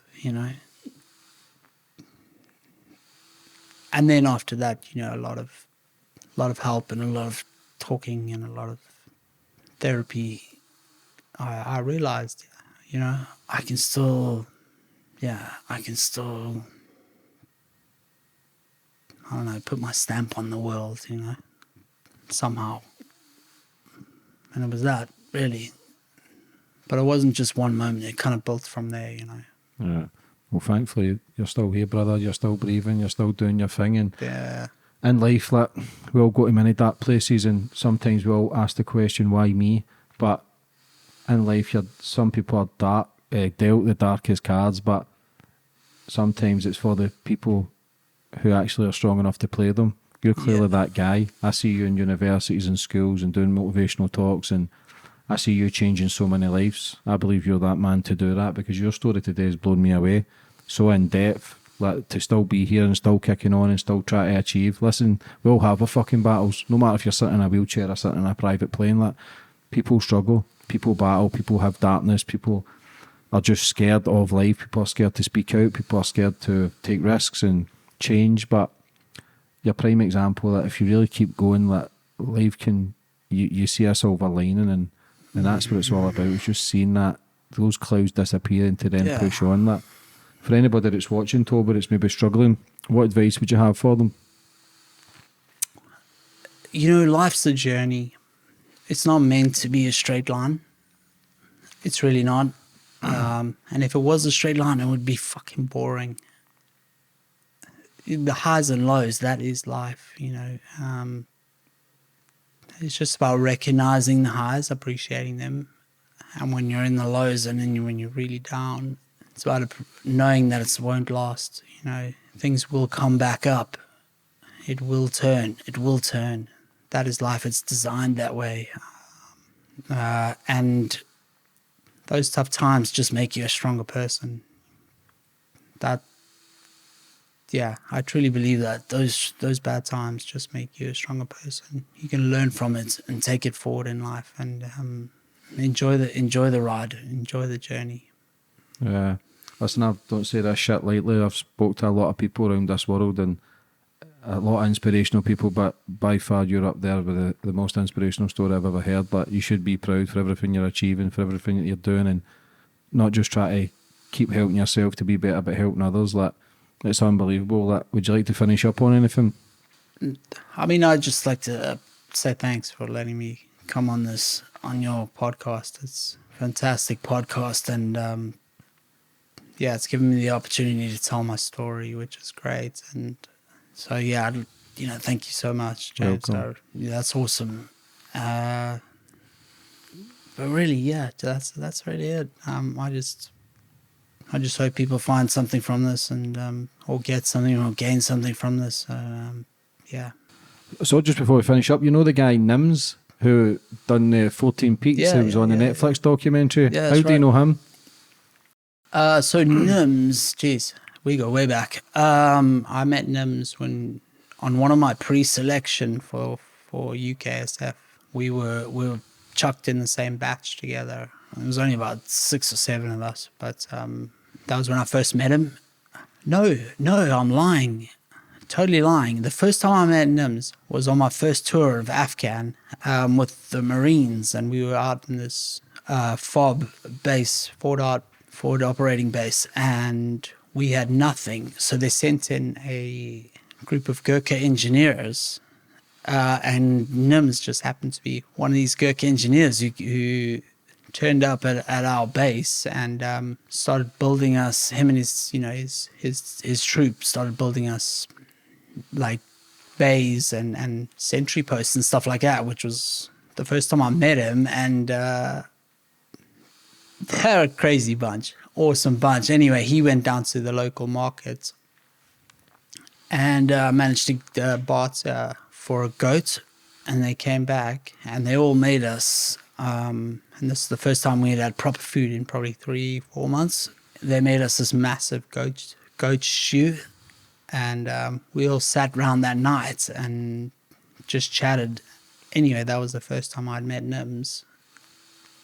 And then I didn't see him for a while until I turned up on my briefing course, one of my briefing courses for selection, and true as God, he was in my little group of 5 or 6 guys, and I was like, "Hey, Nims, do you remember me? Fob Inkerman out in Afghan." And he was like, "Oh, no ways." And we paired up, and we were on our sort of night navigation exercises together, and just became really good mates. And it turns out, we both passed, and we both went on and did our careers, and we, and went on from there. So just crazy. His documentary is unbelievable. Like, he climbed the 14 guy. highest peaks on the planet. The record was 8 years, and he done it in 7 months. Like, do you think that's where that extra bit of push? Do you think he does that stuff as well to, again, numb the pain or balance out whatever trauma he's got, or do you just think he's just that guy, he enjoys it as well? I think he's got a real zest for life. Like he really wants to live life to the max, you know, and for him that's pushing himself To the extreme. Yeah, to push himself and yeah, just go somewhere where no one's gone before and do stuff that no one's done before. And believe me, if I wasn't paralyzed, you know, damn, I would have loved to have done it with him, you know. But I've got my own journey and my own I've got my own peaks to climb, you know, and it's very different, but it still takes a tremendous amount of determination and strength. But yeah, he's a great guy. He really is. Yeah, it's the same as yourself. But again, brother, listen, for coming on today and telling your story, it's been unbelievable. A lot of people's going to get a lot of help from this and a lot of inspiration. I'm going to plug your businesses, your book, cheers, all in the man. descriptions, Thanks, all man. in my social media. Like, we're going to be friends for life, brother. Like, I really hope so, man. Yeah. And I don't say that because I keep my inner circle quite close. same, mate. No cunt gets in my so, circle, yeah. bro. So, and you that's can thank yourself grateful, bro. But Awesome. listen, for coming Awesome. on, listen, I thoroughly enjoyed it. I wish you nothing but success for the future, bigger goals, bigger plans, your wedding as well. But God bless you, brother, and take care. Cheers, mate. Thank you.